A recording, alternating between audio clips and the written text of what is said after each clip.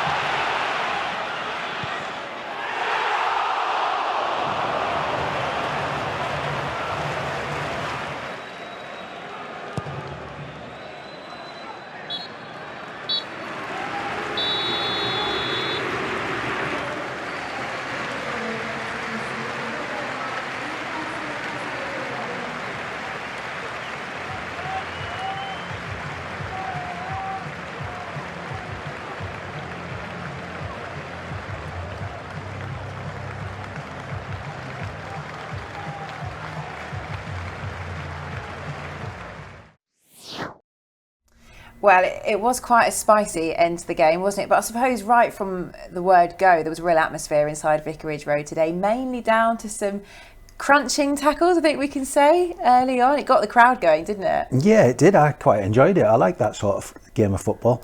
I think there was decisions today that mystified both teams. You know, the referee was in the centre circle so much. I reckon he's done 1.2k in that game. He certainly won't need a rest tonight.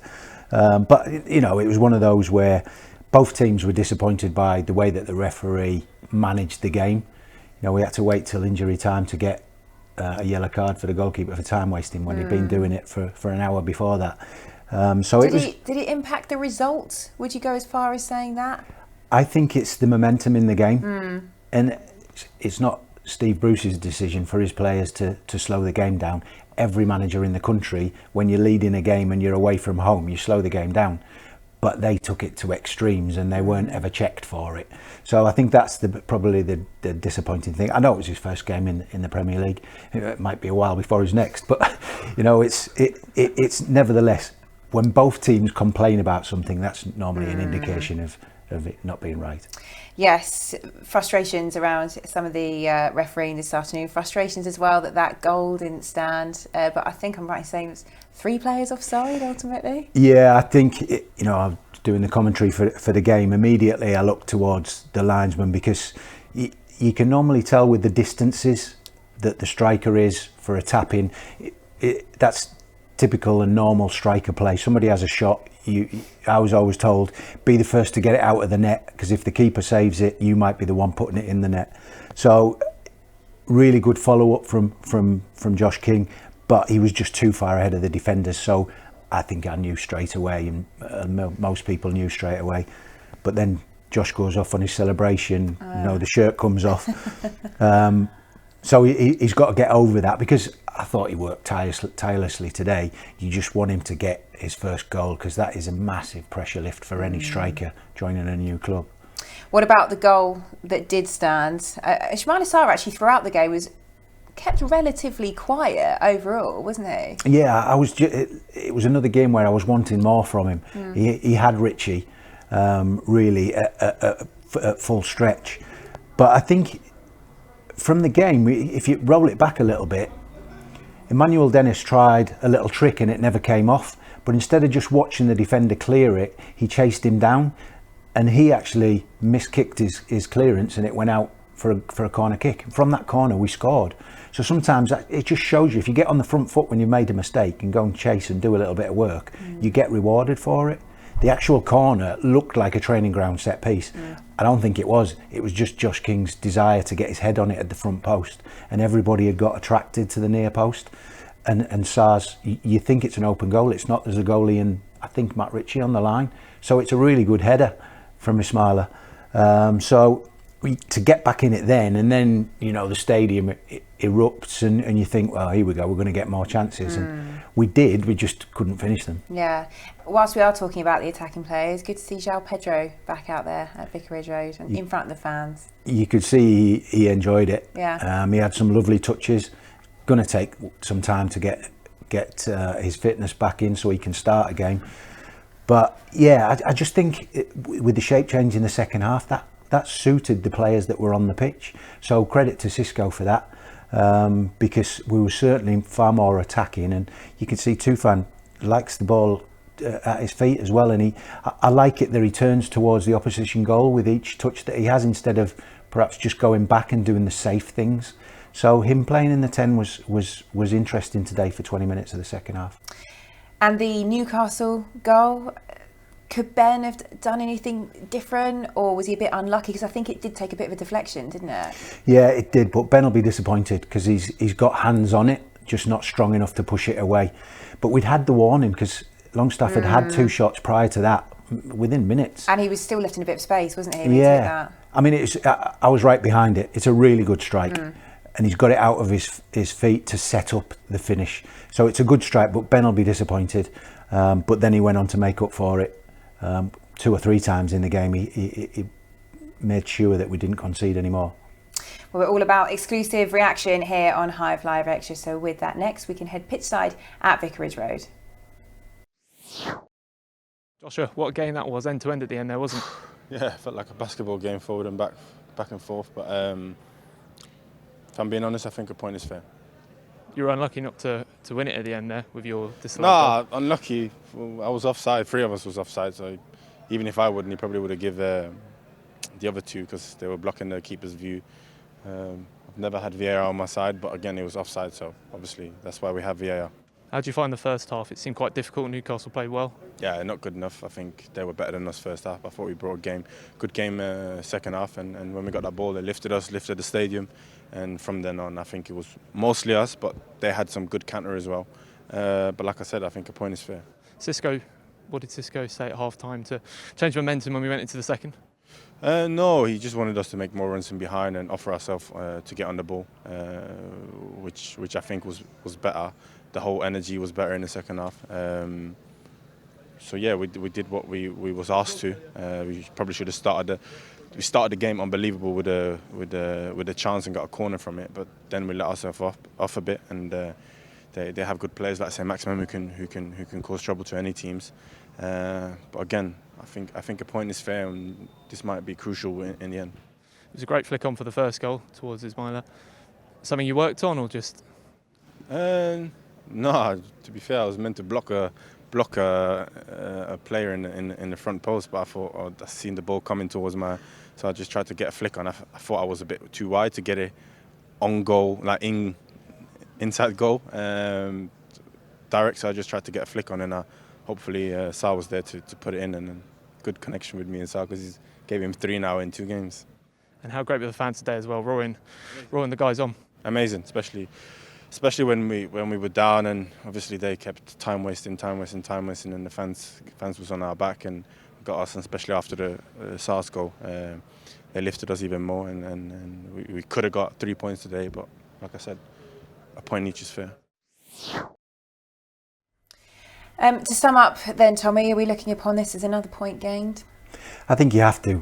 Before the game starts, we want 3 points at home, but the way it's panned out and all of the action that we've witnessed today, I think you take a point, but we have to take the positives out of the second half performance and the chances created. Playing on the front foot, we're going to need that at Elland Road. Yes, on to the next one, Leeds away next weekend. Leeds still without a win this season, much like Newcastle United. They're going to be targeting 3 points, aren't they, at home to a club like ours, Watford? Yeah, they've struggled at the start of the season, and you'd expect them to go on and achieve more things than they have done in the previous years in the Premier League. But you know, it's not always like that. It's a difficult game, football. So yeah, they'll be hoping to press on and bounce back from their loss. But we've got to make sure that we just put up a fight and hit them on the counter-attack. Yeah, their style of play, they will give us chances. I suppose the takeaway, particularly from these last 2 matches, is that we just have to take them. Yeah, absolutely. We will get chances. We just hope that they fall to the right people. Yes. So looking ahead then, we'll be with you on Hive Live for that game next Saturday, 3 o'clock kickoff away at Elland Road. But don't forget also here at Vicarage Road, Watford women are in action. They're against Charlton Athletic. That one is a slightly early kick-off time of 2 o'clock, and there are tickets available to that one. So don't hesitate. If you're not off to Elland Road or joining us here on Hive Live, then do get down to Vicarage Road and support the Golden Girls. But for now, we'll leave it there. Thank you, Tommy. Look forward to seeing you again soon. And keep an eye on the club's social media channels for all your build-up to that game next weekend against Leeds United. But we look forward to seeing you then.